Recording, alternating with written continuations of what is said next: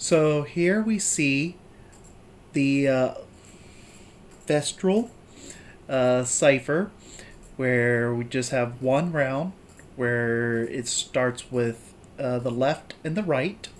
The right, of course, goes through the function, where whatever sort of implementation that the function is set up to be, that's the function.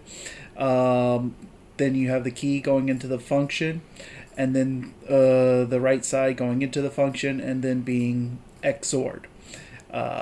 This right here is my little symbol for XOR.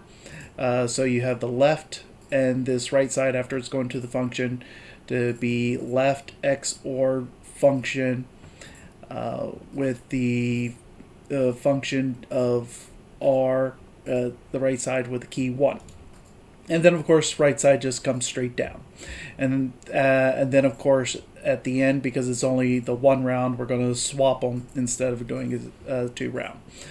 And then, as I was saying in my earlier post, you could go ahead and take this right here, now that it's swapped, and put it right back at the top. And we could see that this right here is just a copy of this.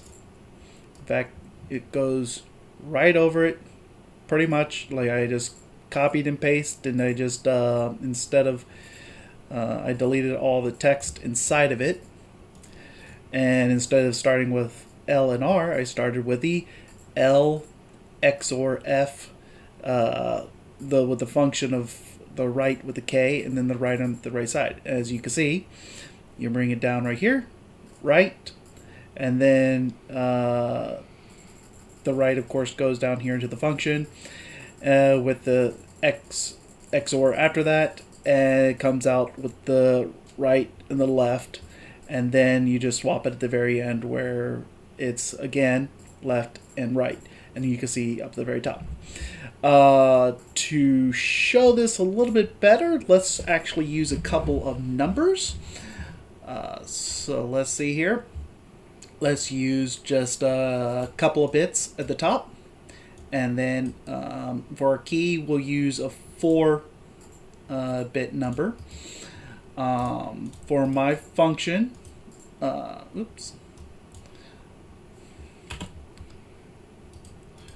For my function, what we'll do is expand out this 1 1 to make it 1 1 0 0.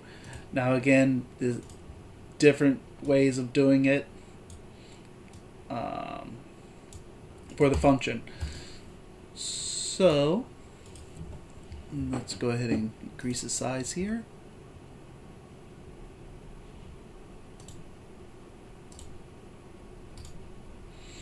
So let's say we have our 1 1 inside of our function, and part of our function will expand it on the right hand side. And then we have our key, so 1 0 1 0.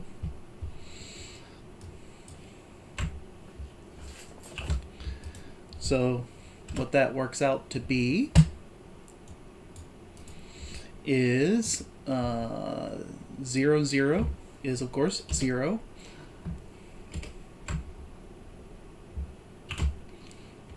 0, and then 0 1 becomes a 1, a 1 0 becomes a 1, and a 1 and 1, because this is an XOR, is a 0. It's exclusive OR. And then we take this 0 1 1, and of course we XOR it again with the left hand side, which is 1 0. Now remember that this is not a function, so we bring it straight down, but to get it equal, we do 0 0 1 0. So we XOR these two numbers together.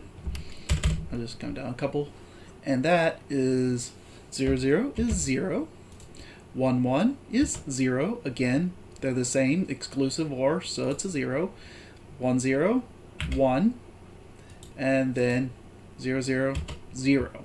So we have right here is Oh, wait. I'm sorry. I'm doing my math wrong.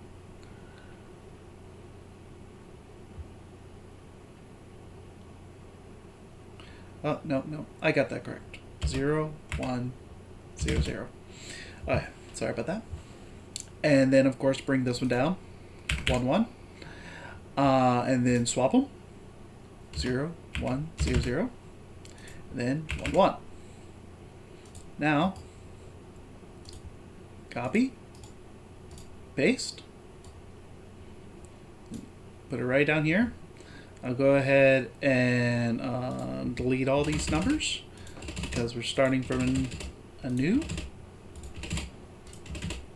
Now the key stays exactly the same, of course, and all we're going to do is take the last couple numbers that we got and put it right at the top. And let's see here. Let's go ahead and take our 11 and put it down into our function, and that gets us 1, 1, 0, 0. Our key right there, 1, 0, 1, 0. And then XORed. Now it's going to be a little bit different at this point.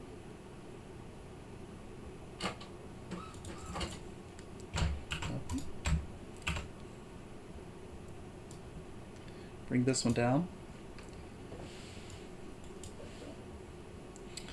So these two stay the same. Delete that one. Delete that one. So you have the there, and the 11 expanded, the 10, 10 right there, 1, 0, 1, 0, I should say. That's put down there. Those are XORed together, and we got that one. And now we have our 0, 1, 0, 0. That's XORed. These two are XORed together, so we have 0, 0 makes 0, 1, 0 makes 1, 1, 1 makes 0, 0, 0 makes 0. So after all said and done, this one we can see is 0, 0, 1, 0, or in other words, 1, 0. And then of course this is brought down as 1, 1, then swap them back again, 1, 0, swap this again, this is 1, 1, and we can see 10, 11 is the same thing that we have up at the top, 10 and 11. Thank you, and bye-bye.